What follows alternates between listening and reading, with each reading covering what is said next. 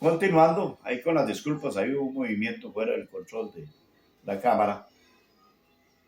Ese trillito nos llevaba a un lugar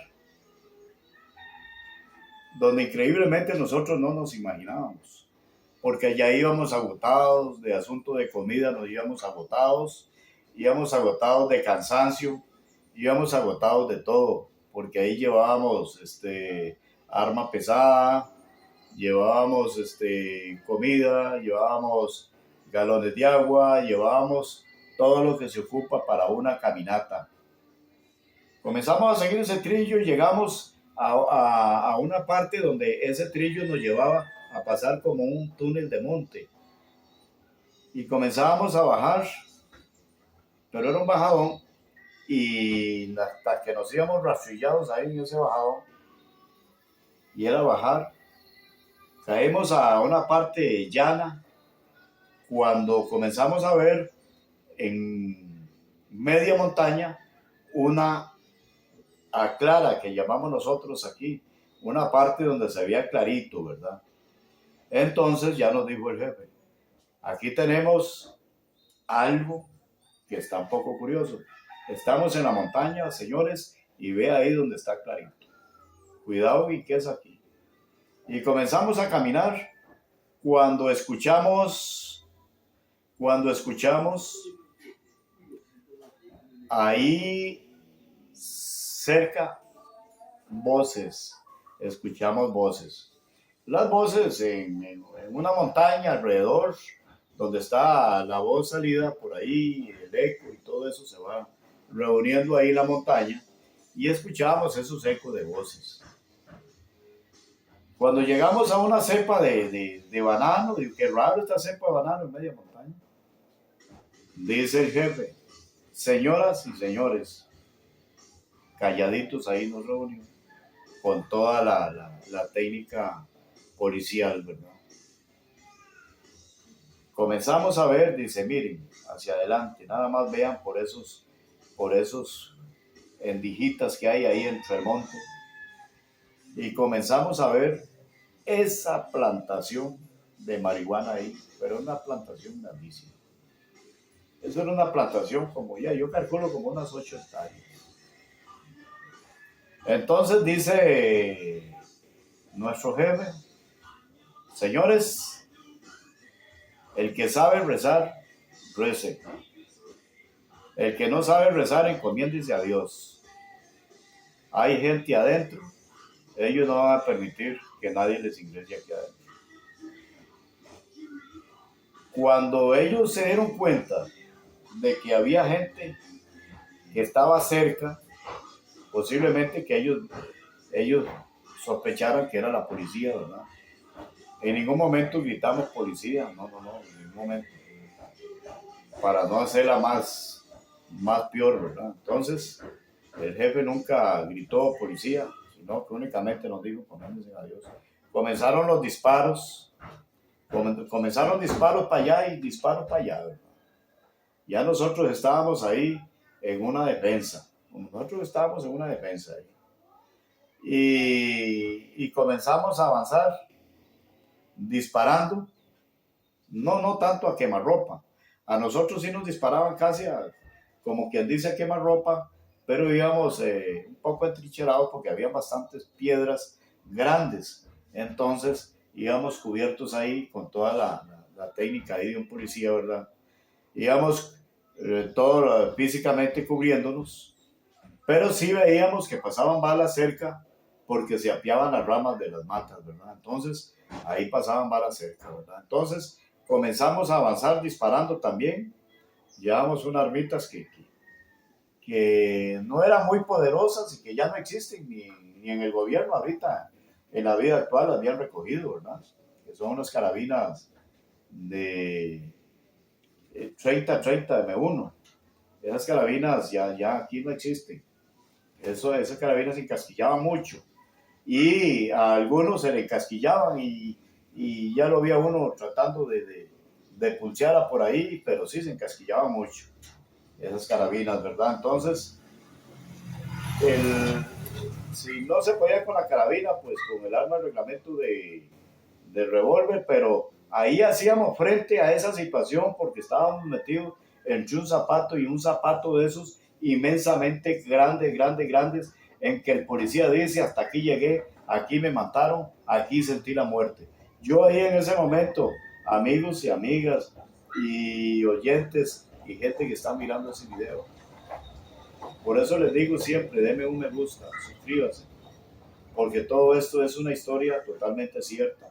Yo ahí en ese momento tenía miedo, miedo y mucho miedo. ¿Por qué mucho miedo?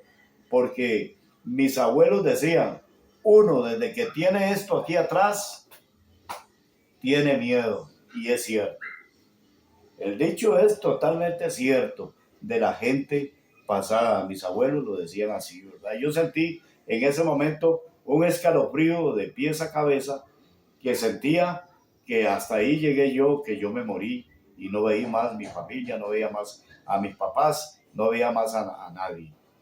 Entonces, seguimos adelante y un grupito por otro lado de dos y otros tres por otro lado. Y el asunto es que comenzamos ahí con toda la seguridad, primero física, a irnos arrimando y observamos que la gente que estaban ahí se habían ido, porque ahí toda esa abra colindaba con montaña y todo el mundo jaló, todo el mundo jaló. Ahí tenían las chapitas ahí donde ellos se quedaban, tenían tapados con plásticos ahí, montonones de droga ahí que ya la tenían lista para procesarla, y en tantas hectáreas eso era bastante difícil. Una corta de esas era bastante difícil, pero imagínense 8 hectáreas de esa droga procesada en dinero, cuánto no iban a hacer esta gente, aparte de que iban a matar un montonón de gente que fuma esa droga y que la usaban para endrogarse y todas esas situaciones, aparte del daño que iban a hacer, ellos iban a hacer millonadas de dinero. Entonces, la situación es que ahí caímos nosotros. Bueno, resulta que venía lo mejor. Estábamos ya casi sin comida. Carambas. Y dice mi jefe, bueno, aquí no queda de otras que dos tienen que salir a dar aviso y tres tienen que quedarse. Cuando él dijo dos tienen que salir y tres tienen que quedarse, de una vez dijo que él iba a salir con otro. Para salir tenía que caminar como 4 horas. Él eran como las 2, 3 de la tarde. Entonces se quedaba Dagoberto Castro Rodríguez, se quedaba el que yo les conté en un video que le decíamos el padre, Germán Jiménez, y se quedaba otro muchacho por ahí, otro compañero, quedamos 3, y ellos se fueron. Cuando nosotros nos quedamos ahí, solamente 3, imagínense, en medio de esa situación, la realidad es que habíamos quedado como en la boca del lobo, ¿verdad? Ahí metidos. Pero esa era la labor, había que catarla. Era como la boca del lobo. Ahí estábamos nosotros, nada más que el lobo hiciera así y nos atrapaban, ¿verdad? Escuchábamos disparos por todo lado. Ahí, día y noche escuchábamos disparos por todo lado. Nos estaban rodeando. Pero nosotros también les respondíamos con la poquita munición que llevábamos. Nosotros también respondíamos a ese fuego. Entonces, yo, antes de que se fuera el jefe a dar aviso afuera, Mis amigos, antes no habían teléfonos, no andábamos radio y comunicación, porque no había radio y comunicación, nosotros no lo teníamos. Al menos la Guardia de Asistencia Rural no lo teníamos. Los boquitoques, había uno, pero era de base nada más, en la central del cantón, pero no teníamos boquitoques. Entonces andábamos pellejeándola totalmente pellejeándola en otras formas, ¿verdad? Entonces, la situación es que yo le dije me dice el jefe, puñeta, ¿cómo hacemos para avisarle a ustedes? ¿Cómo hacemos para avisarles ahora sí? Resulta que un compañero llevaba un radiocito de transistores. Y yo me acordé, llevaba un radiocito de 2 baterías grandes que habían antes. Era un radiocito muy parecido a este. Él lo llevaba ahí para cuando nos quedábamos en algún lado, escuchar por ahí noticias o cosas así por el estilo. Me acordé yo del radio y le digo al jefe, vea, haga una cosa. Avísenos por Radio Sinaí.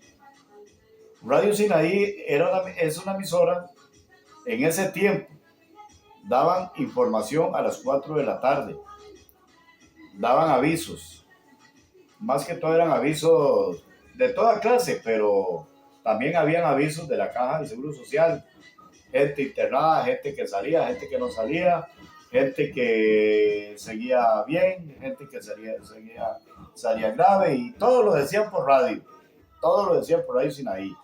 Eso era un amor. Radio Sinaí siempre, yo lo he dicho y lo seguiré diciendo, ha sido una emisora de antaño, de toda una vida, que ha sido la emisora del pueblo aquí de la zona sur. Ahora otras competencias que tiene por encima, pero Radio Sinaí. En ese entonces, el jefe, ya cuando salió a la sede central del cantón, fue a San Isidro a buscar la emisora Radio Sinaí. Llegó a las oficinas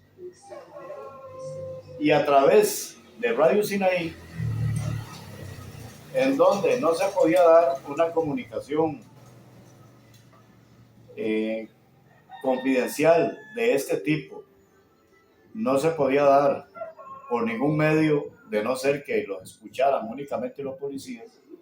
Había que hacer un poquito público porque Radio Sinaí nos tenía que dar unos avisos a donde estábamos nosotros para saber cómo les había ido a ellos cuando salieron.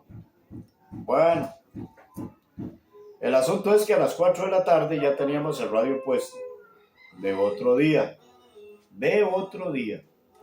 ya para escuchar formación a las 4 de la tarde. La primera información que llegó fue: se avisa a los oficiales que están en aquel lugar que por favor hagan un limpio grande porque va a aterrizar un helicóptero. Entonces, que nosotros llegamos bien, salimos bien, que ya se está coordinando todas las situaciones y que haga un limpio que va a aterrizar un helicóptero. Resulta que decíamos nosotros, bueno, ¿cómo vamos a hacer un limpio aquí? Bueno, escogimos la parte mejor por ahí, comenzamos a quitar palos y todas esas situaciones porque era una obra de montaña. Y yo le decía a ellos, bueno, aquí ese helicóptero tiene que jugarse. Un campito ahí como de 10 metros cuadrados, lo que pudimos alistar. Y ya con eso listo, llegó la otra noche y terrible, muchísimas burbujas sin cantidad. Esos olores a esa droga nos tenían nosotros, como quien dice, casi moteados, ¿verdad? Como llaman aquí en Costa Rica, moteados, ¿verdad? Nos tenía ya perjudicada la salud. Hubo un compañero que comenzó a toser y toser y toser y toser. Ya no teníamos comida, solo un poquito de café que hicimos. Ya no teníamos comida. Yo entré a la montaña y comencé a buscar unas matas que yo les digo fideos de montaña. Me encontré algunas con ya casi floreaditas, hechas como unos fideitos, la flor.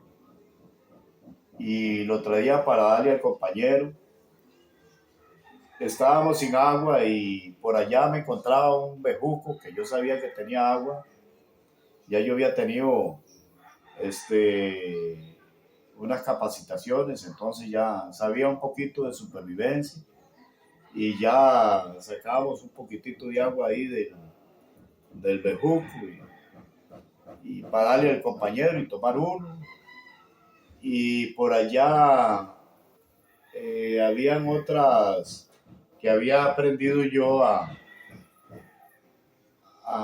encontrar con una vez unos compañeros policiales también indígenas, unas cosas que echan unas palmeritas y como unos piticos así y que se pelan y también se comen, también me los traían.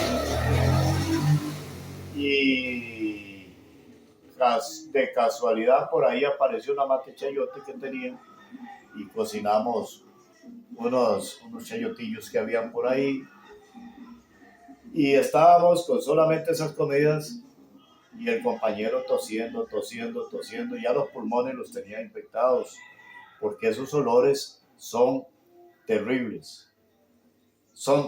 Yo considero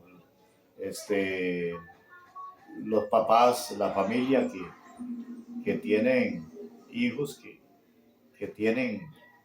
son adictos a ese vicio y que hoy por hoy es tan natural que una persona tenga una adicción a esa droga, pero que esa droga es dañina, es dañina. Con solo el olor, ese hombre estaba infectado. Ya en el caso mío también trataba como de querer toser, el otro también. Eh, a mis compañeros les comenzaba a dar, aparte de esa tos fatal, comenzaba a darles algunas cosas que ellos veían y que no había nada y que ellos sentían que estaban en X lugar y no había nada y uno se ponía ahí ya como a querer con un saco a que una tuca, que un ramal, que era un toro y comenzaba a torearlo y digo yo, no, ya esto es feo, esto está feo, ya esta gente les entró ese olor y ese olor los tiene feos, Señor, que haya algún aviso pronto. Cuando ya llegó a las 4 de la tarde y comenzamos a, a ver el aviso,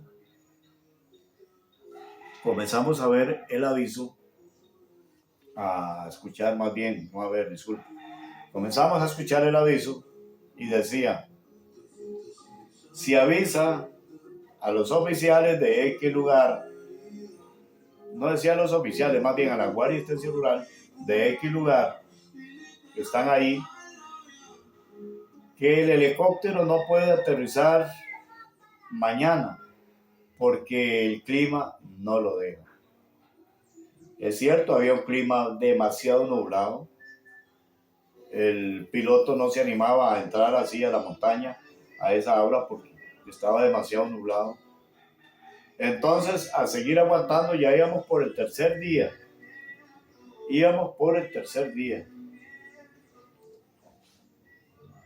Cuando esperamos otro aviso ahí de Radio Sinaí. Por Radio Sinaí. Esa es la curiosidad de esta historia verdadera. Y como no teníamos radiocomunicación, que eran cosas confidenciales, había que trabajar con el machete que había en ese momento. Y en ese momento, para que llegaran al lugar donde estábamos nosotros, tenían que caminar casi 4 horas. Y la radio era instantánea. Y con las baterías casi malas, logramos escuchar un mensaje que decía que estuviéramos alerta porque el siguiente día llegaba el helicóptero. Entonces comenzamos a limpiar un poquito más. Ya era el cuarto día. Todos enfermos, estábamos bastante enfermos. Cuando el siguiente día empezamos a escuchar un pum, pum, pum, pum, pum, pum, pum, pum, pum, comenzó a volar el helicóptero. Por ahí cerca venía un helicóptero bastante grande que tenía el Ministerio de Seguridad Pública. Ese helicóptero no lo he vuelto a ver, por cierto, no lo he vuelto a ver, o no sé. Pero en ese entonces llegó a una altura más o menos de unos 30, 40 metros,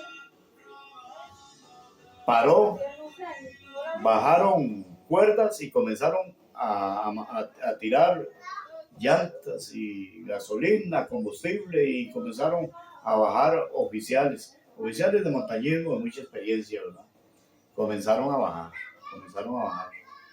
del helicóptero. Cuando ya terminaron de apiar y bajar todo lo que traían ahí, el helicóptero dio la vuelta y se fue, pero ya quedaron más personal, ya traían con lo que había que destruir esa droga y nos traían comida. Yo me acuerdo, nos traían comida. Comenzamos a comer jamonada, comenzamos a comer pan, a lo mucho ahí hasta saciarnos, como dicen, porque estábamos con mucha hambre, medicamentos y todo para los que estaban ahí enfermos. Estábamos en eso cuando ya una patrulla a pie de guardias de asistencias rurales, una patrulla de a pie había salido muy temprano y venía con uno de los que habían salido para que fuera de Baquiano. Y cuando escuchamos hablar un poco de gente, todos nos pusimos alerta a ver qué era la situación. Cuando vimos que cayeron al lugar, creo que eran 20 restos de oficiales más que venían, como 25 oficiales, todos bien armados, todos con comidita, todos preparados, listos para trabajar. Y llegó ese gran grupo de oficiales más de policía. Nosotros veíamos como la gloria que nos había caído ahí a ese lugar. Nos llevaban comida, nos llevaban agua, medicamentos básicos ahí mientras salíamos afuera, y nos llevaban ahí de todo. Entonces comenzó la destrucción de toda la gente que llegó, más las que venían en el helicóptero, más todo lo que llevaban para destruir todas esa droga. Empezaron los trabajos, en lo cual ese mismo día se terminó, y vía terrestre comenzamos a salir todos durante muchísimas horas.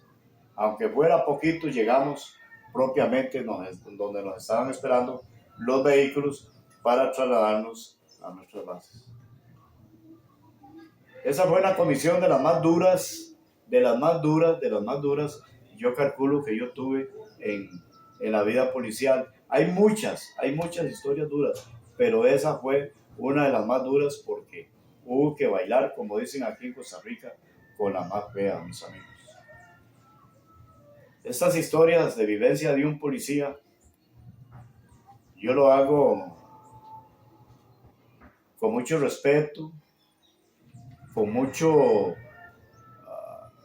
amor a toda esa gente que le tiene aprecio a la policía, a esa gente que no quiere a la policía. La policía tiene sus momentos difíciles también, La policía, nosotros con eso que hicimos, ¿cuántas vidas cree que no salvamos? ¿Cuántas vidas no cree que no salvamos ahí con eso? La policía, quiero, mis amigos, que con esta historia, para todos los que están entrando a la fuerza pública y todos los que están nuevos, ahorita que ingresaron ahí. Vea las batallas con las que trabajábamos nosotros antes. No había un teléfono celular, eso no existía. No existía. No teníamos un radio de comunicación. Estábamos en un lugar bastante difícil